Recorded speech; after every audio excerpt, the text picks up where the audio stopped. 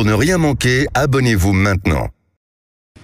Les Vraies Voix Sud Radio, le coup de projecteur des vraies voix. Et dans une interview accordée lundi aux Parisiens, le ministre des Comptes publics, Gabriel Attal, a dévoilé un vaste plan de lutte contre la fraude sociale. Et selon la Cour des comptes, ça représenterait entre 6 et 8 milliards d'euros par an, Philippe. Oui, renforcer les conditions de résidence en France pour bénéficier d'allocations sociales, fusionner carte d'identité et carte vitale pour lutter contre la fraude aux prestations de santé, contrôler les retraités vivant hors des frontières européennes. Le gouvernement se donne 10 ans pour avancer sur ce chantier.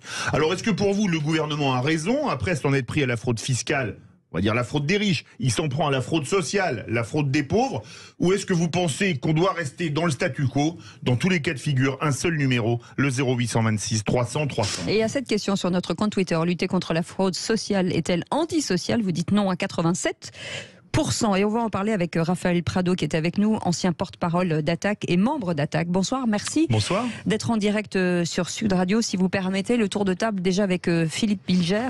Est-ce que c'est antisocial? Non, évidemment, je ne discute jamais l'interrogation formulée par les animateurs de Sud Radio, mais je trouve assez paradoxal de qualifier quelque chose qui va au contraire favoriser la justice sociale et l'équité sociale comme un phénomène antisocial. Mais j'ai saisi, maintenant que ça a été explicité, vous vouliez signifier que peut-être c'était un mouvement qui risquait de porter atteinte aux modestes et aux pauvres. Mais il me semble qu'au contraire, la volonté de Gabriel Attal, aussi mesurée qu'elle soit, prend acte du fait que la société ne veut plus seulement lutter contre la fraude fiscale, mais aussi contre la fraude sociale. Et j'ajouterai un argument psychologique que parfois j'ai utilisé même dans le domaine judiciaire. Il me semble que avoir cette espèce de condescendance à l'égard des modestes qui consiste à ne pas exiger d'eux ce qu'on exigerait des riches, c'est une forme de mépris. Donc je trouve que c'est de très bonnes initiatives. Françoise de Goy, il y a un de nos auditeurs qui s'appelle Philippe Abs qui nous dit c'est même le contraire, aider ceux qui en ont vraiment besoin. Oui, écoutez, moi, on fait comme si, là, on écoute Gabriel Attal comme si il y avait une humanité française qui fraudait. Je regardais les chiffres, je suis fraudé. On met la carte vitale avec la carte d'identité, avec la somme de toutes ces allocations familiales que les gens touchent indûment. J'en ai marre de ce discours. Maintenant, on va regarder les faits. Il annonce, Gabriel Attal, qui va contrôler les retraités vivant à l'étranger. D'abord, les retraités, ils ont bossé toute leur vie, ils ont le droit de vivre où ils veulent à partir du moment où ils payent leurs impôts en France. Et alors là, on se dit, ah, mais alors, il y a des fraudes. Et alors, on se rend compte, par exemple, que sur le cas de l'Algérie, comme il n'y a pas, comment dirais-je, de relation directe entre les États civils, évidemment, ça tombe sur l'Algérie, le Sénégal, forcément, eh bien, on se rend compte finalement que ça touche 300 personnes sur 15 000 dossiers, comment dirais-je, 300 personnes qui ont été déclarées. Bah, écoutez, c'est les chiffres même que donne le ministère. Donc moi je veux bien qu'on fasse des annonces comme ça, en expliquant que, oh là là, on va contrôler les riches et regardez, on fait plaisir en fait, on voit bien à quel électorat on veut faire plaisir en envoyant un genre de signal, en disant ça, il y a 6 ou 8 milliards qui s'évaporent, j'aimerais bien savoir où sont les 6 ou 8 milliards, et en tout cas sur la question des retraités contrôlés depuis 85 ans, en gros, il y aurait des morts qui toucheraient des pensions indûment. Et ben sur le cas de l'Algérie par exemple, bon voilà, ça fait 300 dossiers sur 1500. Sérieusement. Max Sérieusement. Oui, enfin, écoutez, je pense effectivement la fraude sociale. Je suis d'accord avec Philippe, ce qu'il a dit. Mais ce que je trouve un peu bizarre, c'est de vouloir que la carte d'identité et la carte vitale soient une seule et même chose, parce que finalement, on ne sait pas qui va consulter. Quels sont les fonctionnaires qui vont avoir accès à nos données de santé? Et ça me fait un petit peu peur. Je crois que, et puis pourquoi attendre 10 ans pour faire cette carte vitale? Parce qu'il voulait faire la carte vitale biométrique, mais elle coûte trop cher. Ouais, mais oui, mais si la fraude coûte des milliards, moi, ça va pas coûter des milliards. Donc, c'est votre problème. Hein. Moi, j'ai qu'un passeport. C'est très compliqué de faire à Paris. Non, moi j'ai les deux. Mais c'est très compliqué. Raphaël Prado, on a volontairement parlé de position antisociale pour cette fraude sociale. Quel est votre point de vue, vous, j'imagine, un petit peu quand même, sur cette proposition du ministre ? Moi, je suis assez surpris quand j'entends les propos du ministre et puis même les propos qui peuvent être tenus sur ce plateau, parce qu'en fait, on fait comme si en France, on avait un vrai problème, c'est que les pauvres, et sous-entendu surtout ceux qui ne sont pas vraiment français, seraient par nature des fraudeurs. Alors, je voudrais rappeler quelques chiffres. D'abord, on parle de 6 à 8 milliards d'euros. Alors, c'est sûr que c'est pas rien, mais 6 à 8 milliards d'euros de frais de prestations sociales, il faut déjà le comparer à d'autres chiffres. Donc, vous parlez de fraude sociale, ce qu'on appelle la fraude sociale, c'est la fraude aux cotisations sociales. Elle est du fait des employeurs qui ne déclarent pas, par exemple, certaines heures supplémentaires ou certains salariés. Là, on parle plutôt de 20 à 30 milliards. La fraude fiscale, elle, c'est 80 à 100 milliards. Donc déjà, il faut avoir ces ordres de grandeur en tête. La fraude aux prestations sociales ne représente pas une somme si importante. Et puis, quand on regarde dans le détail, eh bien, selon le rapport de la Cour des comptes qui vient de sortir, si on regarde la fraude à l'assurance maladie, 80% des fraudes détectées ne viennent pas des ménages, ne viennent pas des gens qui frauderaient, mais viennent des professionnels de santé qui vont, par exemple, profiter d'avoir une carte vitale dans leurs mains pour facturer des soins qui n'ont pas été faits. Alors, je ne dis pas que tous les médecins sont des fraudeurs, loin de là, mais on voit bien que dans le plan annoncé par Gabriel Attal, il n'y a pas grand-chose pour lutter contre cette fraude-là. Un autre élément qui me semble important, c'est que je pense qu'il faut toujours avoir en tête que ces 6 à 8 milliards de fraude aux prestations sociales, il faut les rapporter à un autre chiffre, c'est 10 milliards, c'est le non-recours aux prestations sociales, c'est-à-dire des gens qui ont droit aux prestations sociales, mais qui pour différentes raisons ne les demandent pas. Et donc on voit bien qu'en fait il y a plus de gens qui auraient droit aux prestations sociales et qui ne les demandent pas, que de personnes qui n'ont pas droit aux prestations sociales et fraudent. Donc je trouve assez curieux en fait de stigmatiser les plus pauvres, les étrangers, comme le rappelait Françoise de Gaulle, les étrangers qui ressortent, des exemples qui ressortent toujours, c'est en Algérie, un cas particulier, ou aux Comores, d'une personne qui, voilà, on prend une personne. Je ne nie pas qu'il y a des fraudes aux prestations sociales, mais je trouve ça très curieux finalement de laisser entendre aux Français que leur problème viendrait des plus pauvres qu'eux qui toucheraient des prestations auxquelles ils n'ont pas droit, alors qu'en réalité, beaucoup de personnes qui auraient droit aux prestations sociales ne les demandent pas. Et je pense que là, il y a un combat politique à mener, faire en sorte que les prestations sociales auxquelles on a droit, on puisse les toucher sans avoir besoin de faire des démarches volontaires. Là, il me semble qu'il y aurait une vraie mesure de progrès social. Raphaël Prado, si vous permettez, on va faire réagir en l'occurrence Philippe Bilger.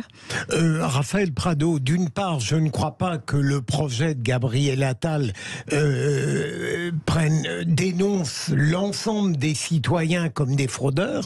Deuxième élément, là c'est une question vraiment naïve que je vous pose. Qu'est-ce qui vous gêne dans le fait, à partir du moment où on sait qu'il y a des fraudeurs sociaux, qu'on mette en œuvre des processus pour qu'il y en ait moins?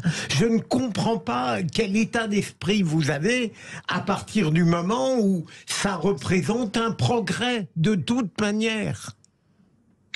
Eh bien, ce qui me pose problème, c'est que déjà, si on regarde par exemple les contrôles à Pôle emploi, ils ont fortement augmenté ces dernières années. Donc en fait, je ne dis pas qu'il ne faut pas lutter contre la fraude aux prestations sociales. Je compare les efforts qui sont mis dans la lutte contre la fraude aux prestations sociales par rapport aux efforts qui sont menés contre la lutte à la fraude sociale ou pour la lutte contre la fraude fiscale. Et là, on est obligé de constater qu'il n'y a pas les mêmes moyens.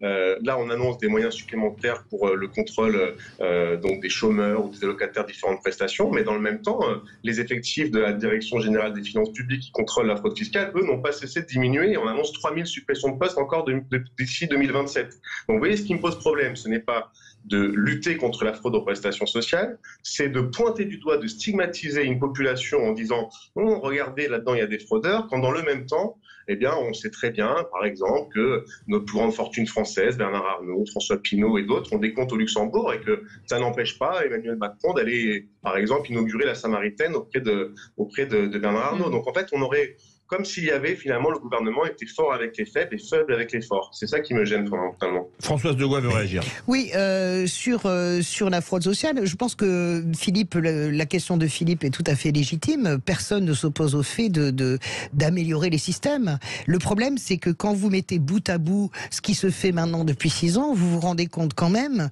qu'il y a un déséquilibre terrible entre ceux qui n'ont pas grand-chose ou presque rien, et les autres. Moi, je suis pas en train de vous faire de la lutte des classes, mais la réalité, c'est qu'elle est sous nos yeux. C'est exactement comme les gens qui vous expliquent qu'à cause de l'AME, ça c'est le discours du Rassemblement national, on paye la mutuelle, la couverture santé pour les étrangers, c'est européen, hein, c'est normal, et en plus ça empêche un certain nombre de prophylaxies, les gens même qui sont en situation irrégulière, et on met en parallèle ça les Français qui n'arrivent pas à se soigner, comme si les deux avaient un rapport. Il n'y a pas de rapport avec ça. Et entretenir ce climat politique qui consiste à dire que les chômeurs sont des feignasses, on en radie 270 000, même si ça n'est pas dit comme ça, c'est le message qui est envoyé. Évidemment, nos chiffres sont bons. On a radié 200 à 300 000 personnes. Et pas des feignasses, des gens simplement sur une convocation ratée, clac, qui sont radiés. Et entretenir cette idée que l'étranger est un voleur, que l'étranger en situation irrégulière, grâce à l'AME, empêche le bon français, parce que c'est ça le discours, d'aller se faire soigner dans les hôpitaux, alors qu'il n'y a aucun rapport avec la choucroute. En tenir l'idée que les RSA, les gens qui sont en RSA sont des feignasses et qu'il faut leur demander en gros du travail gratuit et qui sera rémunéré à coup de lance-pierre, c'est vous voyez ce que je veux dire, Philippe, c'est l'ensemble, c'est le tableau qui donne un sentiment très fort d'injustice sociale, voilà. Laurence est avec nous au 0826 300 300, notre vraie voix du jour. Rebonsoir Laurence. Rebonsoir. Alors, sur le sujet, moi je voudrais dire que la Macronie et ses effets d'annonce me fatiguent. C'est-à-dire que c'est un gouvernement qui traîne des affaires un peu partout et qui nous allume un petit contre-feu là pour qu'on regarde du côté des pauvres et qu'on oublie que les plus gros truands sont quand même aux commandes. Donc voilà. Moi, truand, c'est votre point de vue. Hein, truand, n'exagérons pas, Laurence. Vous avez un espace de parole. Autant de diligence.